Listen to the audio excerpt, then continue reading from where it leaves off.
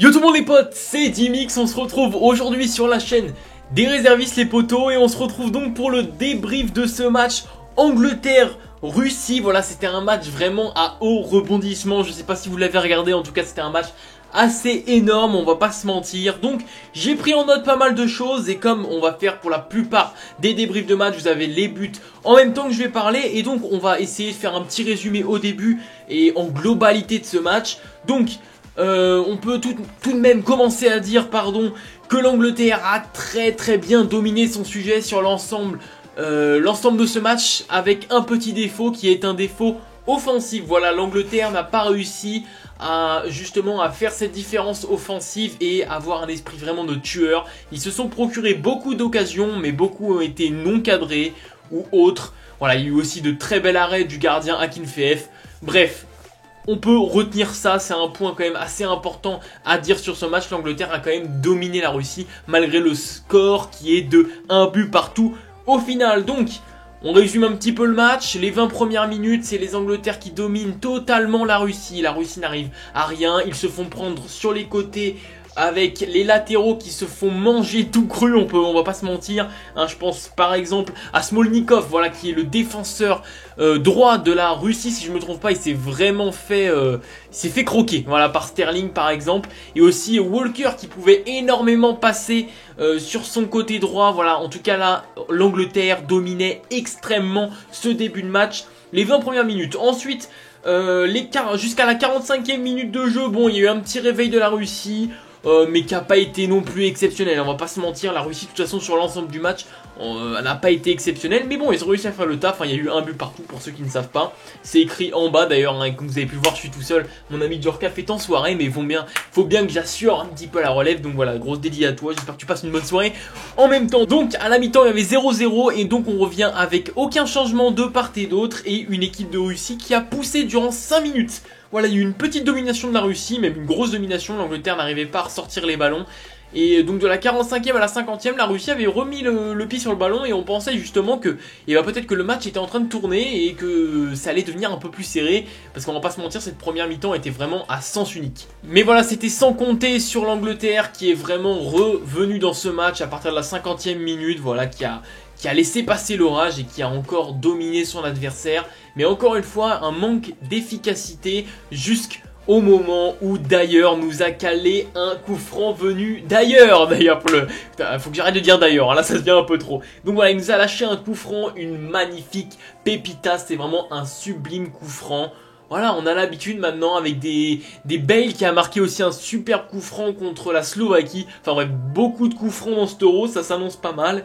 Et donc ensuite, le match se déroule, on pensait que l'Angleterre allait gagner ce match, hein, jusqu'à la fin. Et coup de tonnerre, un but de la Russie dans les tout derniers instants. Je sais pas pourquoi je le sentais. La Russie était vraiment en train de pousser et puis des petites fautes techniques, voilà.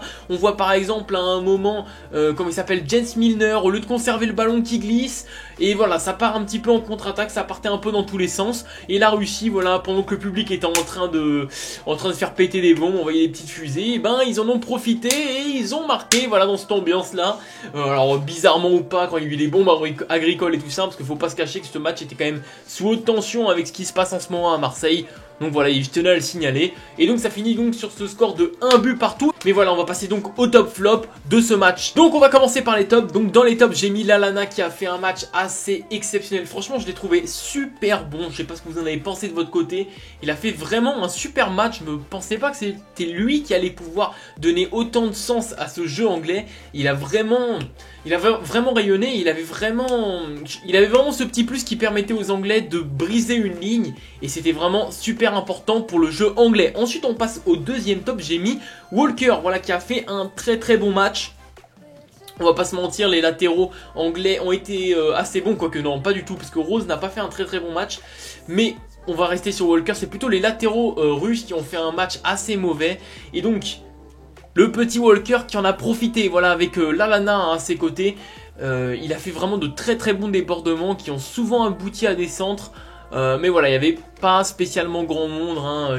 On y reviendra sur les flops, parce que voilà, il y a un attaquant qui a déçu niveau de l'Angleterre. Et donc pour terminer ce dernier top, j'ai décidé de mettre Ali. Voilà, c'est un petit jeune qui est extrêmement bon. Ensuite, pour les flops, j'ai décidé de mettre en premier Harry Kane. Voilà, c'est un anglais. Et pourquoi Harry Kane? Tout simplement parce qu'il a été invisible. Bon, déjà, on comprenait pas. Il tirait les corners alors qu'il est quand même assez grand. Il peut apporter ce petit plus dans les corners. Quelqu'un de grand, imposant dans les corners, ça peut servir, quoi. Tu fais tirer un Lallana à la rigueur. Et là, non, il faisait tirer Kane au corner. Donc, c'était un petit peu bof. Et même sur l'ensemble du match, invisible. Il se démarquait pas, voilà, c'était pas le Kane de Tottenham, là, on n'avait vraiment pas ce Kane là. En plus, le coaching aussi du sélectionneur de l'Angleterre qui est pas fameux, parce que moi je l'aurais sorti, on n'a pas vu un Vardy rentrer ou quoi que ce soit. Il a voulu conserver ce 1-0 et c'était pas super fameux. Ensuite, donc en deuxième flop, j'ai mis Smolnikov, parce qu'en fait il a été vraiment... tout ou rien, c'était vraiment tout ou rien dans ce match. Et il y a eu quand même beaucoup plus de rien, sachant que Sterling a vraiment poussé sur son côté. Il s'est fait vraiment croquer. Voilà, Sterling a quand même fait un bon match. En tout cas, il a beaucoup débordé sur son côté. Et c'est ce qui était vraiment bon. Mais bon, certains Anglais ont fait mieux que lui, je trouve. Mais bon, Sterling a fait quand même une très très bonne performance, je tiens à le souligner. Mais Smolnikov, voilà, n'a pas non plus démérité, mais je le mets quand même dans ses flops, voilà, parce que il résumait vraiment les erreurs basiques et bateaux de la défense russe. Ensuite, en dernier flop, j'ai mis tout simplement le milieu général de la Russie. Donc voilà, j'ai mis le milieu de la Russie tout simplement parce que pour moi, je trouve que justement ce milieu était vraiment pas bon et ne permettait pas de briser les lignes. Il y avait vraiment en fait que du relais entre défense et attaque, et ce milieu ne permettait pas de... justement de passer de l'attaque à la défense à l'attaque plutôt, et c'est ce qui vraiment rendait vraiment le jeu de la Russie assez compliqué. On n'arrivait pas, on envoyait des relances sur Dzyuba qui est très très bon de la tête d'ailleurs, mais voilà, on l'utilisait pas assez bien. C'était vraiment pas ouf. Un petit Kokorine aussi qui était vraiment bon en fin de match, mais voilà, c'était pas non plus exceptionnel. Donc voilà, j'en ai terminé pour ce débrief. N'hésitez pas à me dire dans les commentaires ce que vous avez pensé de ce match, votre analyse justement de ce match. Voilà, ça me ferait extrêmement plaisir un petit peu de lire l'espace commentaire et qu'on débatte un petit peu sur ce match. Est-ce que vous trouvez que le score est logique ou non? Pour moi, je vous le dis clairement, il est quand même assez immérité dans l'ensemble du match. Bref, on se retrouve pour le prochain débrief demain. Je crois que on va débriefer avec Djorkaeff l'Allemagne. On se retrouve donc demain les potos. Ciao.